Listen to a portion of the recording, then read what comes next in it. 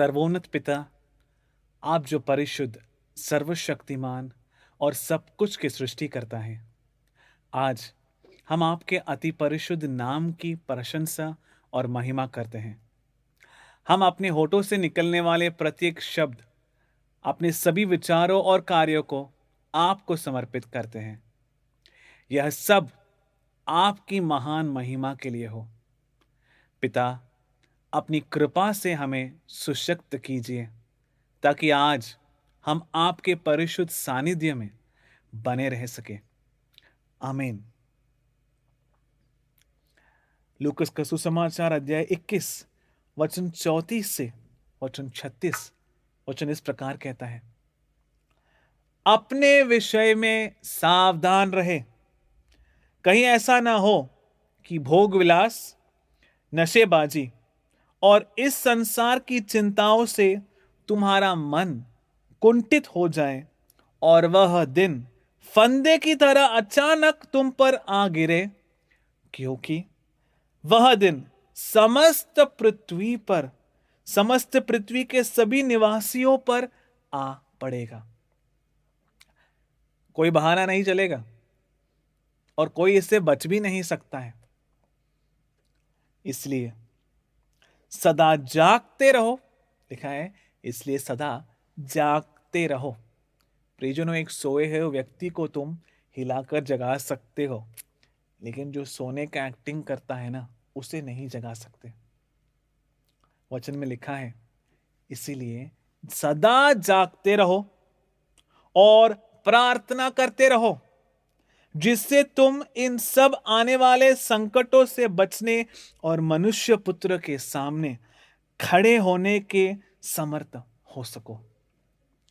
इस प्रकार हम भोग विलास और जीवन के सुख सुविधाओं से मुड़कर प्रभु पिता की ओर हमें लौटना होगा। नशेबाजी और लंपटता से मुंह मोड़ ले, जीवन की चिंताओं से दूर रहे। लेकिन मनुष्य के लिए ऐसा करना संभव नहीं है आज, क्योंकि मनुष्य सुख संतुष्टि के लिए जीता है। मनुष्य जीवन को अधिक आरामदायक बनाने का प्रयास करता है। आज वह कड़ी मेहनत करता है और अपना सारा समय और धन इसी पर खर्च करता है। यह उसका एकमात्र उद्देश्य बन गया है। इस प्रकार मनुष्य अनेक आसक्तियों का गुलाम है। आगे हम देखते हैं, लिखा है, जीवन की चिंताएं। जिंदगी की भागदौड़ में हर कोई उलझा हुआ है। आज किसी के भी पास प्रभु गौर के सानिध्य में समाधान के साथ बैठने का समय नहीं है, और न ही कि किसी को प्रभु के वचन सुनने में दिलचस्पी है। वे प्रभु के राज्य की खोज नहीं करते हैं और न ही वे प्रभु का खोज करते हैं। सभी जीवन की चिंताओं और संघर्षों में डूब गए हैं। यदि हम इन सब बातों से पीछे न हटें तो प्रभु हमसे क्या कहता है? प्रभु का दिन एक फंदे की तरह हम पर आ पड़ेगा। प्रभु के दिन की विशेषता क्या है? पूरे बाइबल में हम इसे देखते हैं कि प्रभु का दिन वह दिन है जब पिता का प्रतिशोध, उनका प्रहार, उनका दंड इस संसार पर, इस पृथ्वी पर आ पड़ेगा। सद्वार्ता के दूत ने हमें बुलाया, हमें जीवन की चिंताओं, सुख सुविधाओं और जीवन के आसक्तियों से दूर होने का आग्रह किया। प्रियजनों, हम पढ़ते हैं यूहन्ना का सुसमाचार अध्याय 5 वचन 44। वचन इस प्रकार कहता है, तुम लोग एक दूसरे से सम्मान चाहते हो और उस सम्मान की खोज नहीं करते जो एकमात्र प्रभु से प्राप्त होता है, तब तुम कैसे विश्वास कर सकते? यीशु क्रिस्त कह रहे ये वचन। प्रियजनों, प्रभु के प्रिय पुत्र हम पर आरोप लगाते हैं और पूछते हैं, क्या स्वयं महिमा और परस्पर महिमा ही तुम्हारे लिए एकमात्र लक्ष्य है? आज मनुष्य इस संसार में किसी भी संभव तरीके से महिमा प्राप्त करने के लिए जीता है। वही इसीलिए जीता है ताकि दूसरों के सामने उसकी महिमा हो सके। वह अपने लिए प्रशंसा पाने के लिए और दूसरों से प्रशंसा प्राप्त करने के लिए कुछ भी करने को तैयार है। आप जानते हैं, मनुष्य उस निरर्थक महिमा के पीछे भाग रहा है जो शैतान देता है, जो केवल व्यर्थता है, इस संसार से प्राप्त होने वाला कूड़ा कचरा है, इस संसार की महिमा। यदि वह इससे मुंह न मोड़े तो वह प्रभु के वचन पर विश्वास नहीं कर सकता। ये यीशु क्रिस्त का वचन है। वह प्रभु के बुलावे को स्वीकार करने में असमर्थ होगा। इसलिए लोगों को सांसारिक महिमा के पीछे भागना बंद कर प्रभु की उपस्थिति में लौटना चाहिए। एक मात्र सत्य प्रभु से आने वाली महिमा, उसे मनुष्यों को उस शाश्वत महिमा की खोज करनी चाहिए जिसे प्रभु ने उसके लिए तैयार की है। यह वह महिमा है जो एकमात्र सच्चे गॉड से आती है। यह सद्वार्ता का दूत है जिसने इस महिमा को प्रकट किया है, जो इस पुस्तक में पिता ने लिख कर रखा है अपने बच्चों के लिए। और यह केवल अंतिम समय में ही प्रकट होता है। बच्चों के लिए तैयार किए गए शाश्वत महिमा के शाश्वत योजना को पिता ने प्रकट किया है सत्वार्ता के दूत जोसेफ पुन्नार के द्वारा। प्रियजनों, एक वचन पढ़ते हैं हम, गलातियों के नाम पत्र अध्याय 1 वचन 10। वचन इस प्रकार कहता है, मैं अब किसका कृपा पात्र बनने की कोशिश कर रहा हूं, मनुष्यों का अथवा पिता का? हमें से प्रत्येक को अपने आप से यह पूछना चाहिए, क्या हम मानुषिक अंगीकार चाहते हैं, अर्थात वह महिमा जो मनुष्य से मिलती है, या क्या हम प्रभु की स्वीकृति चाहते हैं? क्या मैं मनुष्यों को प्रसन्न करना चाहता हूं? यदि मैं अब तक मनुष्यों को प्रसन्न करना चाहता तो मैं मसीहा का सेवक नहीं होता। इसलिए जो लोगों की पसंद के अनुसार कार्य करता है, केवल दूसरों से कुछ प्रशंसा सुनने के लिए जी रहा है और मनुष्यों को खुश करने के लिए मेहनत करता है, वह प्रभु का सेवक नहीं बन पाएगा। यदि प्रभु का सेवक बनना है तो हमें शून्य बनना होगा। उसे प्रभु का राज्य अवकाश के रूप में नहीं मिलेगा जो मनुष्य से महिमा खोजता है। इसलिए लोगों को प्रसन्न करने के लिए उनके पीछे भागने के बजाय प्रभु पिता को प्रसन्न करने के लिए पिता के सानिध्य में लौटना चाहिए। समय हो गया। और सद्वार्ता के दूत ने हमें उस ओर, पिता की ओर बुलाया है। हम पढ़ते हैं मत्ती का सुसमाचार अध्याय 22 वचन 4 और 5। वचन इस प्रकार कहता है, राजा ने फिर दूसरे सेवकों को यह कहते हुए भेजा, अतिथियों से कहना, देखो मैंने अपने भोज की तैयारी कर ली है। मेरे बैल और मोटे मोटे पशु मार कर सब तैयार हो चुका है। सब कुछ तैयार है, विवाह भोज में पधारिए। राजा ने अपने सेवकों से कहा, जाकर अतिथियों से कहना। प्रियजनों, यह भोज क्या है? इस भोज का महत्व क्या है? यह भोज कब होगा? इस भोज में क्या होगा? हमें इस भोज में क्यों भाग लेना चाहिए? इनके संबंध में सभी दिव्य रहस्य सत्वार्ता में, शुभ समाचार में सद्वार्ता के दूत द्वारा प्रकट किए गए हैं। यह वही भोज है जिसके बारे में प्रकाशना के पुस्तक में भी लिखा है। परंतु प्रभु का वचन कहता है, अतिथि राजा के निवेदन की उपेक्षा कर चल गए। कोई अपने खेत की ओर चला गया तो कोई अपने व्यापार देखने।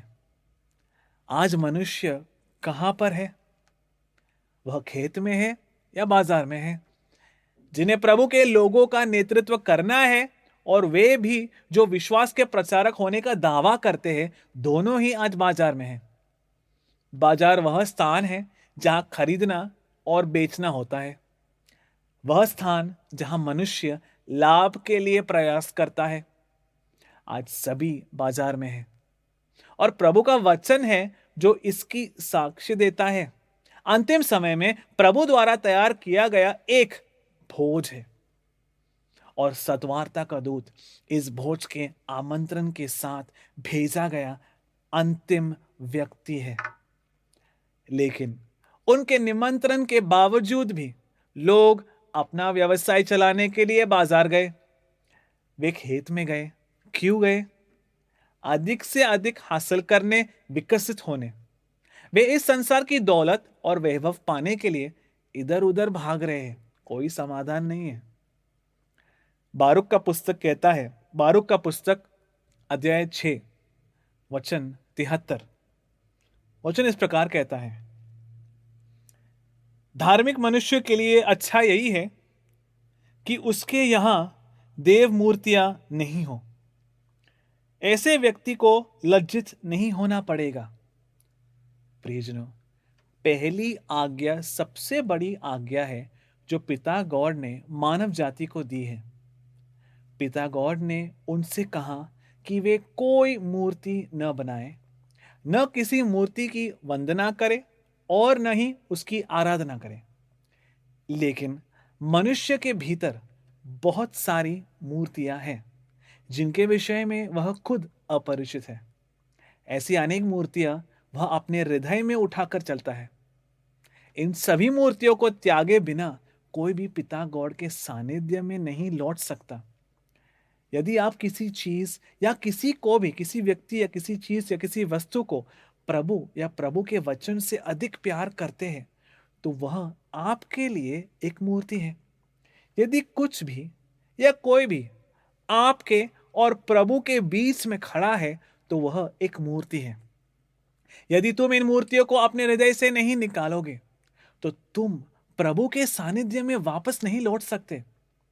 प्रभु पिता हमें सद्वार्ता के दूत के माध्यम से इन सभी मूर्तियों को हटाने और इस अंतिम समय में प्रभु की ओर मुड़ने के लिए बुला रहे हैं। प्रियजनों, पिता ने इन आज्ञाओं को इस पुस्तक में पहले ही लिख कर रखा है क्योंकि पिता पहले ही देख सकते हैं कि आगे मनुष्य जाकर कौन से पाप करने वाले हैं। प्रियजनों, प्रभु का वचन हमें अंतिम समय में रहने वाले लोगों की विशेषताओं के बारे में स्पष्ट रूप से बताता है। हम एक वचन पढ़ते हैं, तिमोथी के नाम दूसरा पत्र अध्याय 3 वचन 1 से 5। वचन इस प्रकार कहता है, तुम निश्चित रूप से जान लो, यू मस्ट अंडरस्टैंड दिस। वही लिखा है, तुम निश्चित रूप से जान लो। प्रभु की परिशुद्ध आत्मा यह कह रही है, तुम निश्चित रूप से जान लो कि अंतिम दिनों में संकटपूर्ण समय आ पड़ेगा। तो फिर एक काल है जिसे अंतिम समय के रूप में जाना जाता है। प्रभु पिता ने बाइबल में इस काल के कई पहलुओं के बारे में स्पष्ट रूप से लिखा है और प्रभु पिता ने निम्नलिखित वचन में इस काल में रहने वाले लोगों के लक्षणों का सिम्टम्स उल्लेख किया गया है।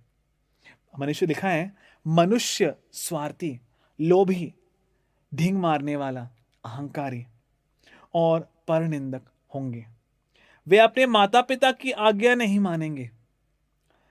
उनमें कृतज्ञता, परिशुद्धता, प्रेम और दया का अभाव होगा। वे चुगलखोर, असंयमी, क्रूर, हर प्रकार की भलाई के बैरी, विश्वासघाती, दुस्साहसी और घमंडी होंगे। वे पिता के नहीं बल्कि भोग विलास के पुजारी बनेंगे। यह अंतिम काल में इस पृथ्वी पर रहने वाले लोगों के विशेषता के बारे में लिखा है। यह अंतिम समय में रहने वाले लोगों की विशेषताएं हैं जिसकी भविष्यवाणी प्रभु वचन में की गई थी। वे भक्ति का स्वांग तो रचेंगे ही किंतु इसका वास्तविक स्वरूप अस्वीकार करेंगे। वे केवल भक्ति की सभी बाहरी प्रथाओं को प्रदर्शित करते हैं, फिर भी भक्ति की आत्मा से दूर है। स्वयं को इस संसार के कलंक से दूर रखते हुए और बुराई से नफरत करने वाले भक्ति की आत्मा के पहलुओं का भी वे अवहेलना करते हैं। परंतु बाहरी तौर पर वे भक्ति का दिखावा करेंगे जो कि बनावटी है। तो फिर प्रभु का वचन ऐसे लोगों के बारे में क्या कहता है? तुम ऐसे लोगों से दूर रहो। प्रभु हमें ऐसे लोगों से दूर रहने के लिए कहते हैं। यह प्रभु की आत्मा है जो हमें उनसे दूर रहने के लिए कहती है। इसलिए यदि तुम पिता के पास लौटना चाहते हो और उनके निकट आना चाहते हो, यदि तुम अंतिम समय में प्रभु द्वारा तैयार की गई इस मुक्ति को अपना बनाना चाहते हो, यदि तुम इस संसार पर आने वाले पिता के क्रोध और दुष्टों पर पड़ने वाली प्रतिशोध से बचना चाहते हो, या फिर तुम पिता के सानिध्य में लौटना चाहते हो, तो तुम्हें पूर्व कथित वचन में उल्लेखित किए गए लोगों से दूर रहना होगा। हम पढ़ते हैं गलातियों के नाम पत्र अध्याय 1 वचन 8। यह वचन इस प्रकार कहता है, लेकिन जो शुभ समाचार हमने आपको सुनाया, यदि कोई, चाहे वह स्वयं हम या कोई स्वर्गदूत ही क्यों ना हो, उससे भिन्न यदि सुसमाचार आपको सुनाए, तो वह श्रापित है। अंतिम दिनों में शैतान एक और तंत्र का उपयोग करेगा, जिसे कहते हैं एक दूसरा शुभ समाचार। इस दूसरे शुभ समाचार को देखने और सुनने पर यह दूसरा शुभ समाचार ऐसा आभास पैदा करता है कि मानो वह सत्य सुसमाचार ही है, परंतु इसके सिद्धांत प्रभु के सत्य सुसमाचार के विरुद्ध होंगे। वे सुसमाचार को तोड़ मरोड़ कर, विकृत कर प्रचार करेंगे। ऐसे सुसमाचार से मुंह मोड़ लेना चाहिए। हम यह कैसे जान पाएंगे यह दूसरा सुसमाचार कौन सा है? इसके लिए प्रभु के सत्य सुसमाचार की जांच करना काफी है। प्रभु के पुस्तक में जो कुछ भी लिखा गया है उनके परिशुद्ध आत्मा द्वारा, वह केवल सत्य सुसमाचार है। इस संसार में एकमात्र सत्य है जिसे तुम आंखों को बंद करके विश्वास कर सकते हो, वो केवल प्रभु का वचन है। लेकिन यदि कोई इसमें बदलाव कर रहा है, इसके विपरीत प्रचार कर रहा है, इसे विकृत या संशोधित करके या कुछ पुस्तकें निकालकर या इसमें अन्य शिक्षण जोड़ रहा है, तो ऐसा व्यक्ति जो भी उपदेश दे रहा है वह वास्तव में एक अलग सुसमाचार है, दूसरा सुसमाचार। इसे पहचानना और परखना बहुत आसान है। पिता गॉड के पक्ष में खड़े होकर पिता के वचन के आधार पर इसका जांच करना काफी है। हम पढ़ते हैं कुलिसियों के नाम पत्र अध्याय 2 वचन 8। वचन इस प्रकार कहता है, सावधान रहें, कहीं ऐसा ना हो कि कोई आप लोगों को ऐसे खोखले और भ्रामिक दर्शन शास्त्र द्वारा बहकाए, जो मनुष्य की परंपरागत शिक्षा के अनुसार है और मसीहा पर नहीं बल्कि संसार के तत्वों पर आधारित है। परिजनों, इस अंतिम समय में इस संसार में बहुत सारे तत्व ज्ञान या सिद्धांत है, थियोलॉजी, ऐसी शिक्षाएं जो यीशु क्रिस्त या पिता गॉड के वचन के अनुसार नहीं है। लेकिन बाइबल के विद्वानों द्वारा ऐसी शिक्षाओं को उच्च सम्मान दिया जाता है। इसीलिए ऐसी शिक्षा यह विश्व में व्यापक रूप से स्वीकृत और प्रचारित भी है। बहुत से लोग ऐसे सिद्धांत का सम्मान भी करते हैं, परंतु प्रभु का वचन क्या कहता है? ऐसी शिक्षाओं से तुम दूर रहो, सावधान रहे कि वह तुम्हें धोखा न दे, क्योंकि यह तुम्हें यीशु क्रिस्त के परिशुद्धि और विनम्रता से भटका देगा।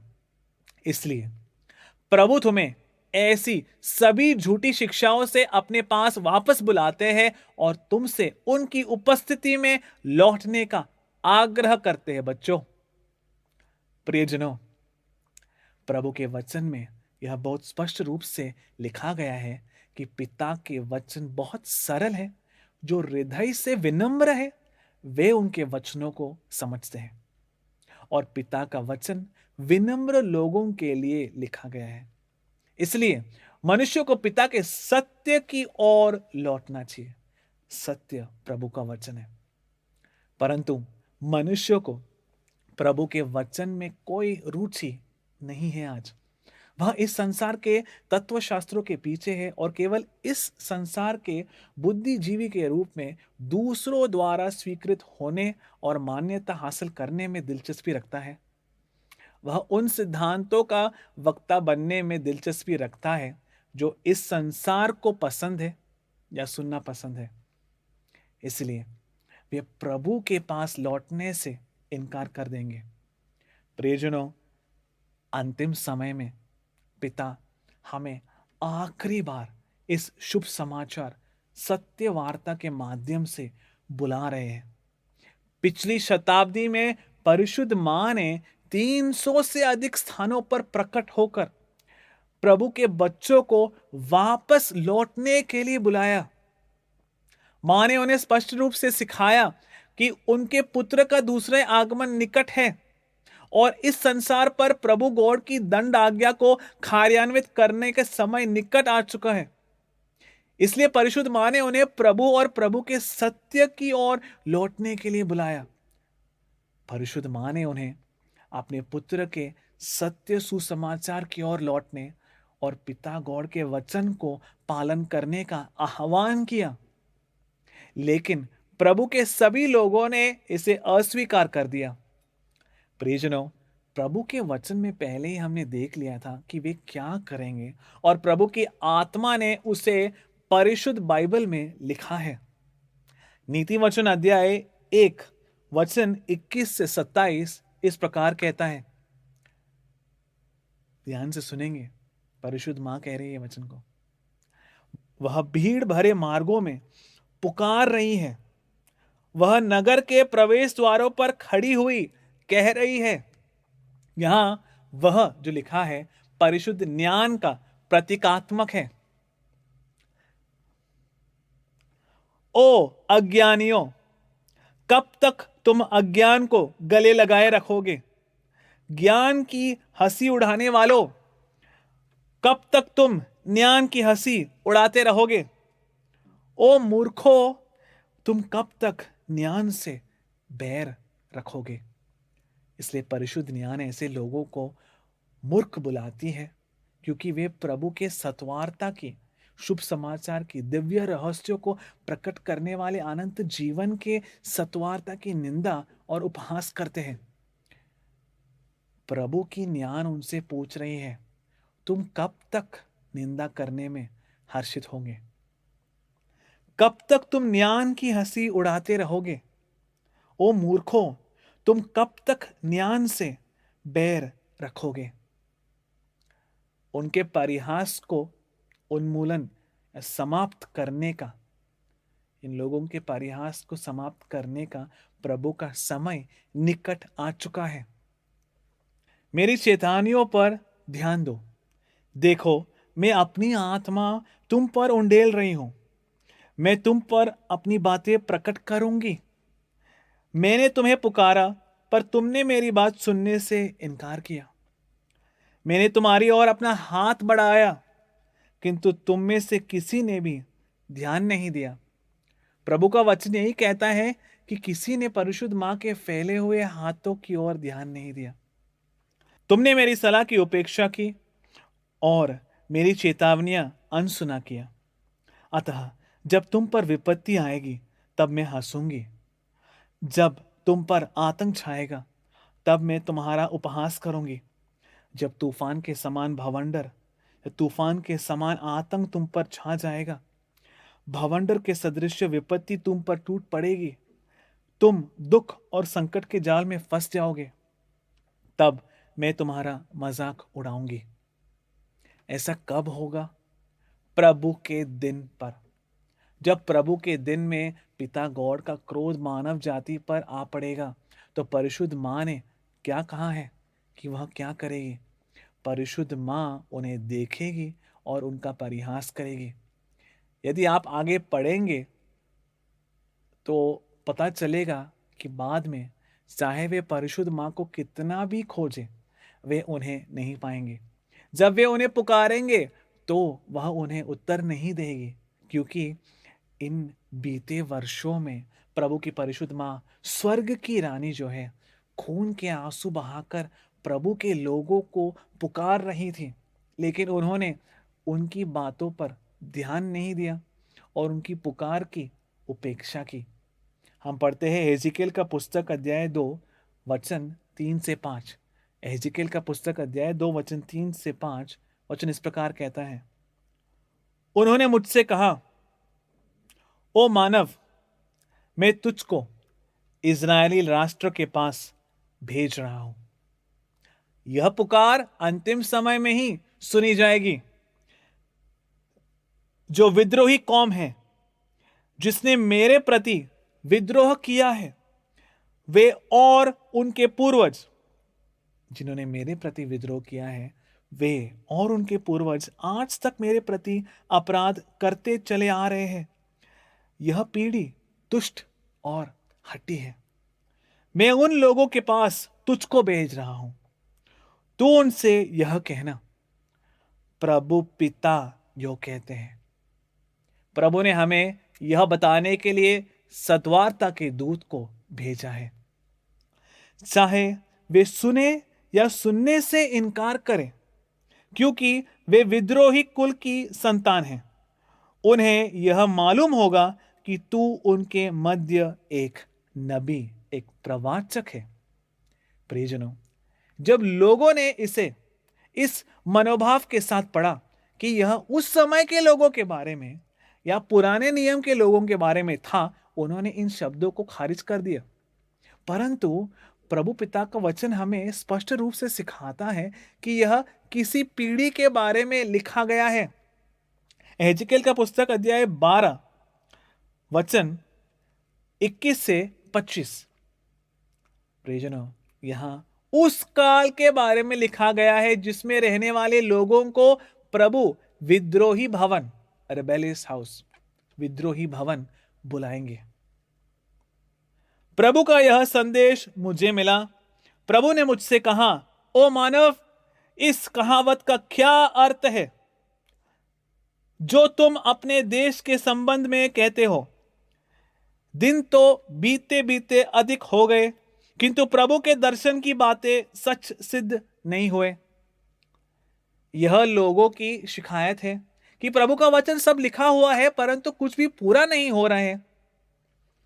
इसलिए तो उनसे कहे, प्रभु गॉड यो कहते हैं, अब मैं इस कहावत का अंत कर दूंगा। इस प्रकार यह कहने के लिए पिता ने अंतिम समय में सद्वार्ता के दूत को भेजा। पिता ने दूत से कहा कि जाओ और उनसे कहो कि मैं इस कहावत का अंत कर दूंगा और लोग इज़राइल देश में फिर कभी इसका प्रयोग नहीं करेंगे। तो उनसे यह कहना, दिन समीप आ गए और प्रत्येक दर्शन की बातें पूरी होगी। अब इज़राइल के कुल में कोई भी मनुष्य झूठा दर्शन और मन के अनुकूल शकुन नहीं विचारेगा, किंतु केवल मैं प्रभु ही वचन कहूंगा और उसको पूरा करूंगा। उसके पूर्ण होने में विलंब नहीं होगा। ओ विद्रोही भवन, मैं तेरे समय में वचन कहूंगा और उसको निसंदेह पूरा करूंगा। प्रभु गॉड यह कहते हैं। वह कौन सा समय का काल है जब यह विद्रोही भवन इस पृथ्वी पर मौजूद होंगे?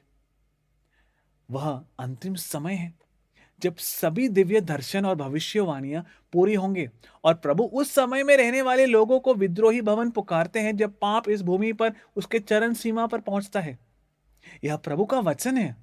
प्रभु उन्हें ऐसा क्यों पुकारते हैं विद्रोही भवन? क्योंकि वे ऐसे लोग हैं जिन्होंने प्रभु की बुलाहट को अनसुना किया है। ऐसे इसलिए है क्योंकि वे प्रभु के सत्य वचन का पालन करने के बजाय संसार की व्यर्थता के पीछे भागना पसंद करते हैं।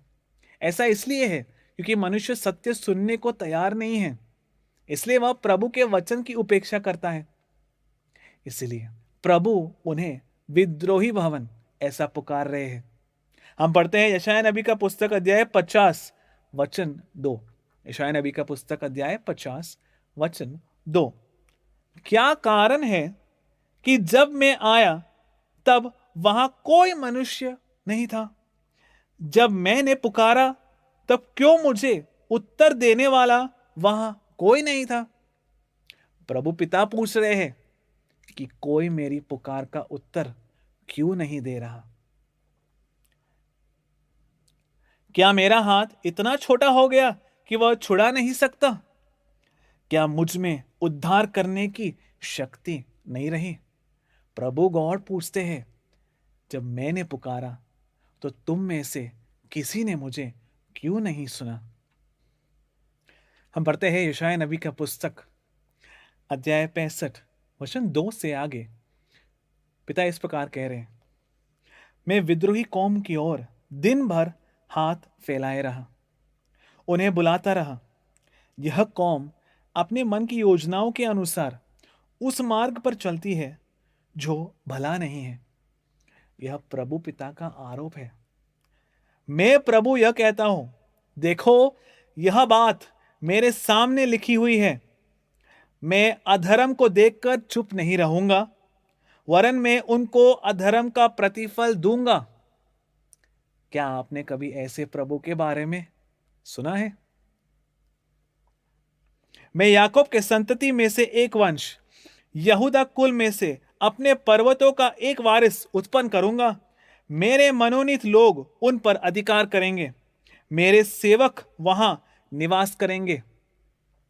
किंतु तुम लोग जिन्होंने मुझ प्रभु को त्याग दिया है, जिन्होंने मेरे परिशुद्ध पर्वतों को भुला दिया है, जो भाग्य देवता की मेज पर अन्न की भेंट अर्पित करते हो, नियति देवी को मसाला मिश्रित मदिरा चढ़ाते हो, मैं तुम्हारी नियति तलवार को निश्चित करूंगा। तुम सबको वध के लिए गर्दन झुकानी होगी, क्योंकि मैंने तुम्हें पुकारा पर तुमने मुझे उत्तर नहीं दिया। जब मैंने बात की तो तुमने नहीं सुना, किंतु तुमने वही किया जो मेरी दृष्टि में बुरा था। तुमने उसको पसंद किया जो मुझे नापसंद था। अभी जो घट रहा है, यदि उस पर गौर करे तो तुम्हें पता चलेगा कि यह सब कितना सच साबित हुआ है। पिता की आज्ञाओं का उल्लंघन, जो कि प्रभु के लिए सबसे घृणित है, ऐसी ही चीजें मनुष्य द्वारा प्रशंसित है। प्रभु हमसे कह रहे हैं कि जब मैंने तुम्हें पुकारा तो तुमने उत्तर नहीं दिया, जब मैंने कहा तो तुमने न सुना। प्रियजनों, सद्वार्ता प्रभु पिता की अंतिम पुकार है, आह्वान है अपने बच्चों के लिए। फिर भी जब यह आवाज गूंजी तो लोगों ने इस पर ध्यान देने की जरूरत नहीं समझी। हम पढ़ते हैं यिर्मयाह नबी का पुस्तक अध्याय 7 वचन 8 से वचन 14। ध्यान से सुनेंगे। देखो, तुम झूठे शब्दों का भरोसा करते हो, उनसे तुम्हें कुछ लाभ नहीं होगा। पिता कह रहे हैं, तुम चोरी करते हो, हत्या करते हो, व्यभिचार करते हो, झूठी शपथ खाते हो, बाल देवता के मूर्ति के सामने लोभन जलाते हो, अनजान देवताओं का अनुसरण करते हो। इन पाप कर्मों को करने के पश्चात तुम मेरे भवन में आते, जो भवन मेरे नाम से प्रसिद्ध है, और मेरे सम्मुख खड़े होकर कहते हो, हम सुरक्षित हैं। क्या इसलिए कि एक घृणित काम करते रहो? मेरे नाम से प्रसिद्ध यह भवन तुम्हारी दृष्टि में डाकुओं का अड्डा बन गया है। देखो, मैंने स्वयं यह सब देखा है। प्रभु की यह वाणी है। जाओ, अब मेरे उस निवास स्थान को जाओ जो शीलो नगर में था, जहां सर्वप्रथम मैंने अपना नाम प्रतिष्ठित किया था। अब उसको देखो। मैंने अपने नीज लोग इस्राएलियों के दुष्कर्मों के कारण उसको तहस नहस कर दिया। अब तुम मुझ प्रभु की वाणी सुनो। तुमने भी यह दुष्कर्म किए। मैंने बार बार तुम्हें चेतावनी दी, पर तुमने मेरी बात नहीं सुनी। और जब मैंने तुम्हें पश्चाताप के लिए बुलाया, तब तुमने मुझे उत्तर भी नहीं दिया। इसलिए सुनो, जो भवन मेरे नाम से प्रसिद्ध है और जिस पर तुम भरोसा करते हो, और जो मैंने तुम्हें और तुम्हारे पूर्वजों के लिए दिया, उसको मैं शीलो के समान तहस नहस कर दूंगा। प्रियजनों, यह प्रभु का दोषारोपण है कि उन्होंने बार बार बुलाया और बातें की, तो भी किसी ने उन पर ध्यान नहीं दिया। प्रभु लंबे समय से हमें पुकार रहे हैं, बच्चों लौट कर आओ। उन्होंने प्रवाचकों को भेजकर हमें बुलाया, उन्होंने हमें यीशु क्रिस्त के द्वारा बुलाया, लेकिन सत्वार्ता के दूत के माध्यम से, जिसे उन्होंने इन अंतिम समय में भेजा है, प्रभु हमें सबसे अधिक तीक्ष्णता के साथ वापस बुलाते हैं, और यह उनकी आखिरी पुकार है। हम पढ़ते हैं यिर्मयाह नबी का पुस्तक अध्याय 2 वचन 8 से आगे। वचन इस प्रकार कहता है, पुरोहित अब मुझसे नहीं पूछते हैं, प्रभु कहाँ है? व्यवस्था के आचार्य मुझे नहीं जानते हैं। राज्य के उच्च अधिकारी भी मेरे प्रति अपराध करते हैं। नबी बाल देवता के नाम से नबुवत करते हैं और निरर्थक मूर्तियों का अनुसरण करते हैं। इसलिए ओ इस्राएलियों, मैं तुम पर दोष लगाता हूं और तुम्हारी पीढ़ी दर पीढ़ी दोष लगाता रहूंगा। प्रभु की यह वाणी है, चाहे तुषार से स्वयं को धोए, साबुन से मलमल कर नहाए, तो भी तेरे कुकर्म का दाग मेरी आंखों के सामने है। प्रभु की यह वाणी है। वे काठ स्तंभ से कहते हैं, तू हमारा पिता है। वह पत्थर से कहते हैं, तूने ही हमें जन्म दिया है। उन्होंने मेरी ओर अपने मुंह नहीं वरन अपनी पीठ फेरी है। प्रियजनों, यह पिता का विलाप है। इन अंतिम दिनों में जब प्रभु पिता ने अपने लोगों को इस सुंदर मनोहर मुक्ति को प्राप्त करने के लिए बुलाया, उस शाश्वत मुक्ति के लिए जो उन्होंने उनके लिए, अपने बच्चों के लिए तैयार किया, तो प्रभु के लोगों ने उनकी ओर मुड़ने के बजाय उनकी ओर अपनी पीठ फेर ली। जब पिता ने अपने लोगों को उस विनाश की ओर से वापस बुलाया जो इस अंतिम समय में दुष्टों पर भेजी जानी है, तो लोगों ने प्रभु गॉड की ओर अपनी पीठ फेर ली। यह प्रभु पिता का आरोप है और यह प्रभु का दर्द भी है। इसलिए प्रियजनों, वचन इस प्रकार कहता है, इब्रानियों के नाम पत्र अध्याय 12 वचन 25, ध्यान से सुनते हैं। आप लोग सावधान रहे, आप बोलने वाले की बात सुनना अस्वीकार न करें।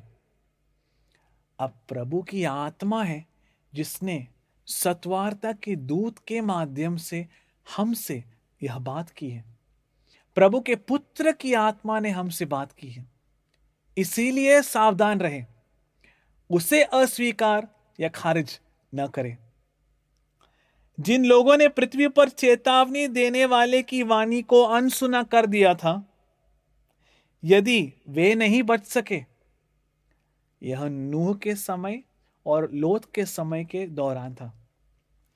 जिन लोगों ने पृथ्वी पर चेतावनी देने वाले की वाणी को अनसुना कर दिया था, यदि वे नहीं बच सके, तो हम कैसे बच सकेंगे यदि हम स्वर्ग से चेतावनी देने वाले की वाणी अनसुनी कर देंगे। यह पिता गॉड की चेतावनी है। पिता ने सब कुछ पहले से ही बता दिया है। उन्होंने सब कुछ इस पुस्तक में लिखा है। इसलिए प्रभु बुला रहे हैं। हम पढ़ते हैं यशायाह नबी का पुस्तक अध्याय 1 वचन 18 से 20। वचन इस प्रकार कहता है, अब आओ हम अपना वाद विवाद हल कर ले। चाहे तुम्हारे पाप लाल रंग के हो, वे हिम के समान सफेद हो जाएंगे। चाहे वे अगवानी रंग के हो, वे ऊन के समान श्वेत हो जाएंगे।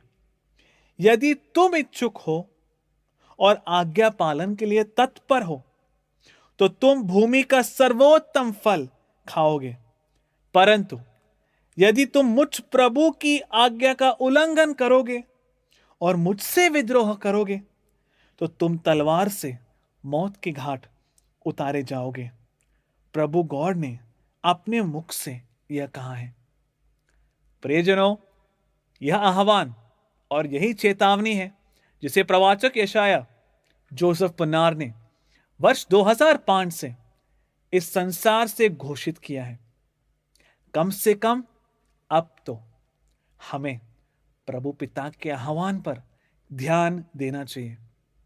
हमें निकट आकर पिता के वचन को ध्यान से सुनना चाहिए।